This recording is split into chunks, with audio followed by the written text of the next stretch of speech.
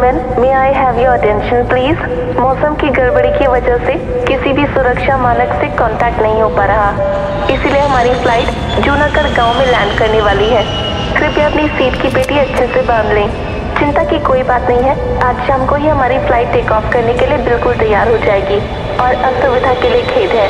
Ladies and gentleman, may I have your attention please. कुछ ही देर में flight एक ऐसे गांव में लैंड करती है जहां चारों तरफ धूल ही धूल थी। हरियाली के नाम पर रेत के टीले के बीच में थोड़ी बहुत घास नजर आ रही थी। ओह नो, ये कैसी जगह है? दूर दूर तक ना कोई ट्रांसपोर्ट है ना रहने की जगह। ये कैसा खंडहर गांव है? भला एयरपोर्ट के नाम पर सिर्फ एक सड़क बना रखी है और कुछ भी नहीं। बसंत देखता है कि सभी आसपास ही टेंट लगाकर रहने का जुगाड़ कर रहे हैं। शाम तक की तो बात है, भला इसमें टेंट लगाने की क्या जरूरत है? और वैसे भी एक इंटरेस्टिंग जगह पर आ गया हूं मैं, शाम तक घूम फिर कर वापस आ जाऊंगा। ये सोचकर बसंत गांव के अंदर दाखिल हुआ। अरे बाप रे, बहुत गर्मी है इस गांव में तो। भैया सुनो, जरा एक नींबू पानी लगाना। ये लीजिए भैया, अभी तो गर्मी आए भी नहीं है, अभी तो बस शुरुआत है, शुरुआत। हाँ अरे ये क्या, मैंने आपसे नींबू पानी मांगा था, आप ही मुझे क्या दे रहे हैं? अरे पी लीजिए साहब, ये है बेल का रस, समझे? हमारे दादा और दादा के जमाने का नुस्खा है ये। हाँ, बेल का रस? I don't like it. अरे भैया, इसकी आपको बहुत जरूरत पड़ेगी। अभी 10 कदम आगे जाएंगे ना तो कदम लड़खड़ाने लगेंगे इस गर्मी में।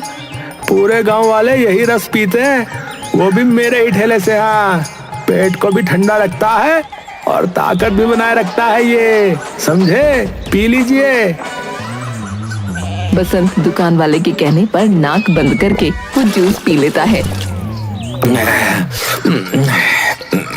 इसका टेस्ट ना बिल्कुल भी अच्छा नहीं था। ये लो, पकड़ो अपने पैसे। बसंत आगे बढ़ा, उसे एक बहुत सुंदर बगीचा नजर आया। पूरे गांव में कहीं हरियाली नहीं है, लेकिन ये थोड़ी सी शांत और अच्छी जगह लग रही है। It's like a park. Basant अपना सूटकेस साइड में रख देता है। पेड़ों की छांव के नीचे चिड़ियों की चहचहाहट के बीच उसे अच्छी नींद आ गई। लेकिन उसकी नींद जैसे ही खुली, उसने देखा कि अब अंधेरा होने वाला है और ठीक उसके सर के ऊपर से वो हवाई जहाज उड़ा जिसमें वो बैठकर वहां पहुंचा था। बसंत बौखला गया। Oh shit shit shit shit, मुझे समय का पता कैसे नहीं चला? ओह नो, सब जा चुके हैं और मैं यहाँ रह गया। ये तूने क्या किया बसंत? तू इतना बेवकूफ कैसे हो सकता है रे कि तू सो गया, और वो भी बेफिक्र होकर। बसंत अपना फोन लेकर यहाँ से वहाँ दौड़ने लगा, लेकिन गांव में कहीं भी नेटवर्क नहीं मिला। वो जैसे ही बाजार के बीच पहुंचा, सभी लोग उसे तिरछी नजरों से देखने लगे। ये जगह एक तो मेरे लिए वैसे ही अननोन है और ऊपर से नेटवर्क भी नहीं आ रहा है। जो मैं अशोक को कॉल करूं, वो हेल्प भेजेगा मेरे लिए। और ये लोग तो मुझे बहुत अजीब नजरों से देख रहे हैं, कहीं मेरा सामान न चोरी कर लें। इतने में ही राधा बोल पड़ी। अरे शहरी बाबू, आप तो उस हवाई जहाज में बैठकर आए थे ना, वापस क्यों नहीं गए? हमारे गांव में ही रहने का इरादा है क्या? हाँ, अभी थोड़े टाइम तक तो मैं गांव में रुकने वाला हूँ। क्या है ना, वैसे क्या यहाँ आसपास कोई होटल है? राधा मुस्कुराई। होटल के नाम पर आपको सिर्फ तबेले ही मिलेंगे। जी हाँ, यहाँ कोई आता जाता ही नहीं, तो होटल व्यापार तो यहाँ से चलने से रहा। लगता है आप गलती से यहाँ रह गए, वरना ऐसी ऊट पटांग बातें तो यहाँ रुकने वाला कोई नहीं करेगा। गांव में होटल का क्या काम? बसंत और भी ज्यादा टेंशन में आ गया। अरे साहब, आप चिंता मत कीजिए, हम लोग अपने मेहमानों का अच्छा ख्याल रखते हैं। मैं आपको गेस्ट हाउस ले जाता हूँ। Oh my God, very impressive. मैंने तो सोचा ही नहीं था कि ऐसी जगह पर भी गेस्ट हाउस हो सकता है। चलो चलो भाई, लगता है तुम भगवान के भेजे हुए कोई फरिश्ते हो। उसके बाद राघव बसंत को गेस्ट हाउस के पास लेकर आ गया। बसंत ने देखा कि उसके सामने एक टूटी फूटी झोपड़ी है। उस झोपड़ी के बाहर एक लालटेन लटक रही थी। उस लालटेन के आसपास ढेर सारे मच्छर थे। गेस्ट हाउस कहाँ है? जी ये रहा हमारे गांव का सबसे अच्छा हाउस। ये है तो मेरी बुआ का, लेकिन वो पिछले हफ्ते ही चल बसी। तब से तो ये घर खाली ही है और अब आप आ गए हो तो यहाँ रह लो। आप भी तो गेस्ट ही हुए ना, और ये हमारा हाउस है ही, इसलिए आप गेस्ट और ये हाउस, ये गेस्ट हाउस। बसंत अपना सर पकड़ लेता है। अबे यार, यहाँ के लोगों में कम दिमाग है क्या? यहाँ पर इसकी बुआ की मौत हुई है और वो भी पिछले हफ्ते, और ये कह रहा है कि मैं यहाँ पर। बसंत पीछे मुड़कर देखता है। वहाँ घने अंधेरे के अलावा कुछ नहीं था। अरे यार, यहाँ रुकने के अलावा कोई और रास्ता नहीं है। बसंत घर के अंदर दाखिल हुआ। यहाँ बिजली सुबह शाम आती है। बिजली की तो कोई भी परेशानी नहीं है, बस जरा गर्मी ज्यादा पड़ती है बस। लेकिन उसका भी गांव वालों के पास पूरा समाधान है। ये देखिए, ये आपका बिस्तर। थोड़े बहुत खटमल मिलेंगे लेकिन एडजस्ट कर लेना, और सामने ही खिड़की है, उसको खोल लेना, ठंडी ठंडी हवा आएगी। अच्छा, मैं आपसे अब सुबह मिलता हूँ, मुझे बड़ी नींद आ रही है। अच्छा। ये बोलकर राघव वहाँ से चला गया। बसंत भी बहुत थका हुआ था, इसलिए वो भी सो गया। अगली सुबह जब वो उठा, ओह शिट यार, आज भी मेरे फोन में नेटवर्क नहीं आ रहा है। बिस्तर के खटमलों ने तो मेरा पूरा खून ही चूस लिया। बड़ी गर्मी भी लग रही है यार। ऐसा कहते हुए बसंत झोपड़ी से बाहर गया। उसने देखा गौशाला के बाहर कुछ बच्चे खेल रहे हैं। उन सभी ने एक छोटा सा स्विमिंग पूल बनाया था, लेकिन उसके अंदर पानी नहीं, गोबर था। अबे छी छी छी छी, ये बच्चे गोबर में क्यों नहा रहे हैं? अरे काका, आप भी नहाओ। गोबर में नहाने से पूरा शरीर साफ हो जाता है, और सबसे अच्छी बात, ये बहुत ठंडा होता है। बड़ा मजा आता है इसमें नहाने में। कि तभी शरारती बच्चे ने एक बाल्टी में गोबर का पानी भरा और बसंत के ऊपर फेंक दिया। हमारी बातों पर यकीन नहीं था ना, अब तो यकीन आ गया कि गोबर से नहाने से दिमाग और शरीर दोनों ठंडा हो जाता है। बसंत भागता हुआ एक हैंडपंप के नीचे बैठ गया। अरे अरे नहीं, जल्दी से हैंडपंप चलाओ, जल्दी से पानी डालो मेरे ऊपर। इतना गंदा गंदा गोबर गया है मेरे शरीर पर। छी छी छी छी छी। अरे शहरी बाबू, बच्चों ने तुम्हारा भी दिमाग ठंडा कर दिया क्या? नहाओ नहाओ, अच्छे से नहाओ। पानी से नहाने के बाद मैं तो अच्छे से साफ हो गया, लेकिन गोबर की बदबू अभी तक आ रही है। अपने पीछे देखिए, वो अम्मा कितने प्यार से अपने घर को मिट्टी से लेप रही है। ये क्या हो रहा है? लगता है गांव के लोगों को गोबर से बहुत प्यार है। अरे सब गोबर को अगर अपने घर के बाहर लगा देते हैं तो घर के अंदर बिल्कुल एयर कंडीशनर से भी ज्यादा ठंडक रहती है। मुझे पता है आपको भी अच्छे से नींद नहीं आई रात को, इसीलिए मैंने राघव को बोल दिया था। उसने अपनी बुआ की झोपड़ी की दीवारों को अब तक तो गोबर से लेप दिया होगा। ये सुनते ही बसंत भागकर झोपड़ी के पास गया। वेरी गुड, मुझे यहाँ पहुँचने में देर हो गई और ये रहने की आखिरी जगह भी गोबर से भर गई। शाबाशी दीजिए, आपकी खातिरदारी करवाने के लिए देखो पूरी दीवार को गोबर से लीप दिया है। हाँ, अब आराम से सोना है, कोई मच्छर वच्छर नहीं, कोई गर्मी नहीं। अरे लगता है सबके सब गांव वाले पागल हैं। बसंत उस बगीचे में पहुंच गया जहां उसे चैन की नींद आई थी। वो एक पेड़ के नीचे खड़ा होकर अपने फोन में नेटवर्क तलाश रहा था कि तभी उसके ऊपर पानी की कुछ बूंदें गिरी। अरे इतनी कड़कती धूप के बीच ये ठंडी ठंडी पानी की बूंदें कितनी अच्छी लगती हैं। गांव के तो हैंडपंप से भी उबला हुआ पानी निकलता है, पर ये पानी कितना ठंडा है। ऊपर वाले को मुझ पर तरस आ गया और उसने मुझ पर पानी की बौछार कर ही दी। राहत की सांस लेते हुए बसंत ने ऊपर देखा। वो देखता है कि एक इंसान पेड़ पर बैठकर छींक रहा है। उसकी छींक का पानी ही बसंत के ऊपर गिर रहा था। छी छी छी छी, ये चीख रहा था और मैं क्या क्या सोच रहा था। अरे ओ पागल, तुम पेड़ के ऊपर क्यों चढ़े हुए हो? अगर पैर फिसला ना तो सीधे पेड़ से भी ऊपर जाओगे। अरे भैया भैया, पेड़ के ऊपर बैठकर बड़ी ठंडी ठंडी हवा आती है। आहा, आज तो बड़ी धूप है, शाम को आता हूँ यहाँ पे। है हट जाओ मेरे नीचे थे, वरना तुम्हारे ऊपर ही कूद जाऊंगा मैं। जय हनुमान। बसंत फौरन अपने कदम पीछे लेता है। वो देखता है कि इतने ऊंचे पेड़ से उस आदमी ने एक ही छलांग में जमीन पर कदम रख दिया। कैसा गांव है ये, जिसे देखो कोई ना कोई गर्मी से बचने का नुस्खा ही बताए चला जा रहा है। कभी बोलते हैं पेड़ पर चढ़ जाओ, कभी बोलते हैं गोबर से नहा लो। गांव के दिमाग में भी गोबर है। छी छी छी छी, पहले तो मुझे जल्दी से दोबारा नहाना होगा। बसंत अपनी झोपड़ी के पास पहुंचा। उसने देखा कि बाथरूम की कोई सुविधा नहीं है। हैंडपंप के पास बैठकर ही नहाना होगा। एक तो इतनी कड़कती धूप, ऊपर से धूप में बैठकर नहाना। ओह माय गॉड, कब निकलूंगा मैं इस गांव से बाहर। इतनी कड़कती धूप में पानी भी बहुत गर्म हो चुका था, लेकिन बसंत को उसी से नहाना पड़ा। नहाने के बाद जब वो अपनी झोपड़ी में गया तो उसे बहुत अच्छा महसूस हुआ।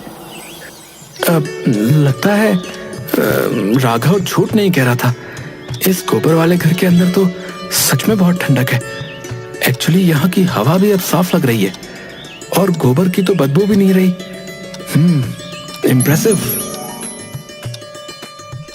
बसंत को बहुत अच्छी नींद आई। शाम को जब वो गांव वालों के बीच पहुंचा तो उसने देखा कुछ लोग शरबत पी रहे थे।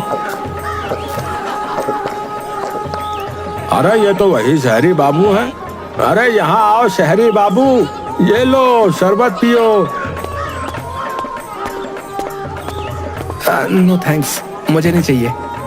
अरे बाबा, नाक बंद करो और सुलग जाओ, बता रहे हैं। ये सत्तू का जूस गर्मी के लिए बहुत अच्छा होता है। हाँ, पियो पियो, मजा आएगा। गांव वाले जबरदस्ती बसंत को सत्तू का रस पिला देते हैं।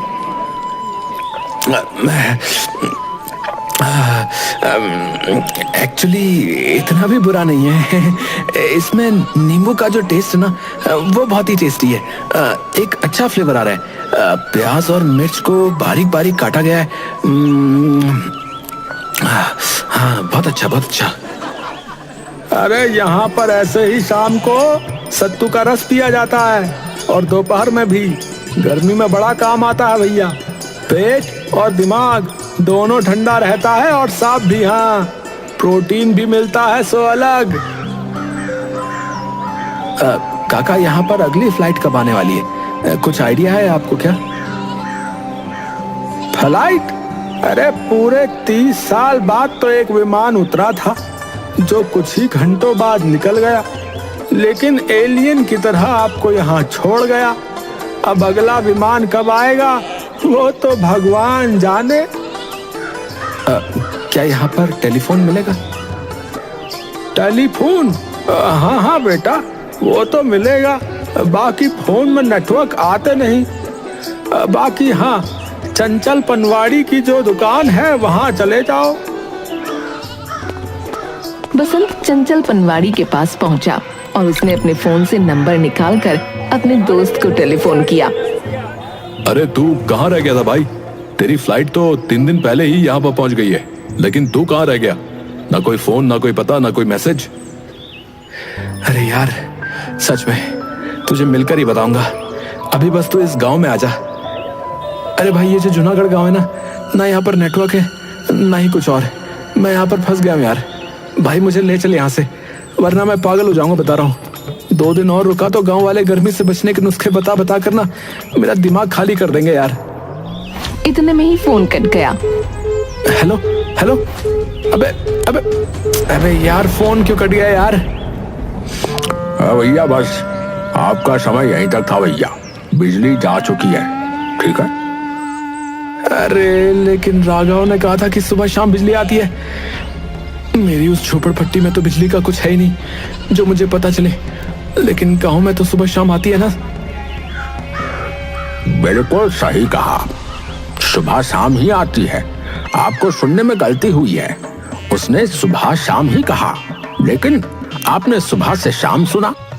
लीजिए पान खाइए, मुंह बिल्कुल ठंडा कर देगा। हाँ खाइए खाइए, गर्मी में मजा आ जाएगा। एक मिनट मैं अब बताइए। ये लो एक और नुस्खा, दो भैया दो, पान भी खिलाई दो। पान खाकर बसंत के मुंह में ठंडक होने लगी। अरे भैया कमाल है, ऐसा लग रहा है कि मेरे मुंह में मेंटोस रखा हुआ हो। मजा आ गया। बसंत ने देखा कि गांव वाले जगह जगह पर पक्षियों के लिए भी पानी रखा करते थे और खाना भी। गांव वालों का दिल बहुत अच्छा था। बसंत नहीं जानता था कि आज की रात उसकी गांव में आखिरी रात है। वो अपनी झोपड़ी के अंदर लेटकर सोचने लगा। इस कमरे की ठंडक, इस गांव की शांति, चारों तरफ रेत ही रेत। गांव वालों का बात बात पर गर्मी से बचने के नुस्खे बता देना, ये सब इतना भी बुरा नहीं है। इस झोपड़ी में नींद तो बहुत अच्छी आती है। चलो सो जाता हूँ, सुबह सोचूंगा। और अगली सुबह होते ही बसंत के दरवाजे पर उसका दोस्त अशोक अपनी जीप के साथ खड़ा था।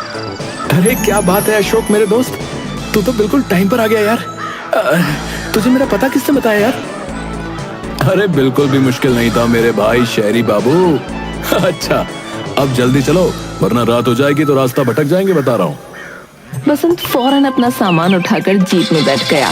जब वो गांव से निकल रहा था तब सभी गांव वाले विनम्र आंखों से बसंत की ओर देख रहे थे। बसंत उन सभी को अलविदा कहता है और अपने दोस्त के साथ शहर लौट आता है। Welcome home. कैसा लग रहा है वापस से शहर की तंग गलियों में आकर? और कैसा लग रहा है एसी के सामने सोकर? वैसे गांव में तो तुम्हारा बड़ा बुरा हाल होगा नहीं? ये तो तुमने सही कहा यार, अपना घर तो अपना ही घर होता है। लेकिन वहां भी ना मुझे यार सच बताऊं तो बड़ा अच्छा महसूस हुआ यार। वहां पर एसी नहीं है यार, लेकिन एसी की जरूरत भी नहीं है। हालांकि गर्मी बहुत पड़ती है, लेकिन गर्मी से बचने का हर एक पॉसिबल तरीका है यार, और हेल्दी भी है। मानना पड़ेगा यार गांव वालों को, वो बहुत स्मार्ट लोग हैं यार। उस रात बसंत सो रहा था, तब उसे ख्याल आया। अगली सुबह होते ही वो फौरन बैंक की तरफ रवाना हो गया। उसने बैंक से कुछ पैसों का लोन लिया था। अरे भाई तू आ गया? काम वाली बता रही थी कि तू बैंक गया है, लेकिन बैंक में तेरा क्या काम? थोड़े दिनों बाद सब बता दूंगा यार। इतने में ही अशोक ने देखा कि ट्रक भर भर कर गोबर मिट्टी बसंत ने घर के बाहर खड़ी करवा रखी थी। अरे तू पागल तो नहीं हो गया है? ये सारा सामान यहाँ क्यों लेकर आया रे? अरे तू बस देखता जा यार। बसंत को बैंक से लोन मिल चुका था। बसंत किराए पर एक जमीन लेता है और वहाँ पर काम करवाना शुरू कर देता है। वो मिट्टी के छोटे छोटे घर बनाता है और उनकी गोबर से लिपाई करवा देता है। उसे झोपड़ी के अंदर एक छोटा सा बेड, एक छोटा सा मटका और टेबल भी रखता है और एक मेन्यू छपवाता है। उस मेन्यू में सत्तू का जूस, बेल का जूस और ठंडा पान भी रखवाता है। थोड़ी सी पैम्पलेट छपवाने के बाद पूरे शहर में बंटवा देता है।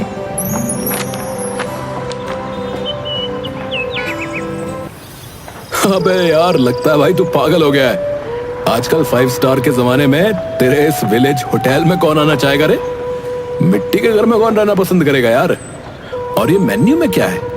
ओ बेल का जूस, भाई ये क्या है भाई? इतने में ही बसंत के पास कस्टमर का कॉल आता है। जी हमने आपका पैम्फलेट देखा और हमें बड़ा ही यूनिक लगा। अब क्या है ना कि हम और हमारे बच्चे हर साल गांव तो नहीं जा पाते, पर आपने गांव का मजा शहर में ही दिलवा दिया, तो मजा आ गया।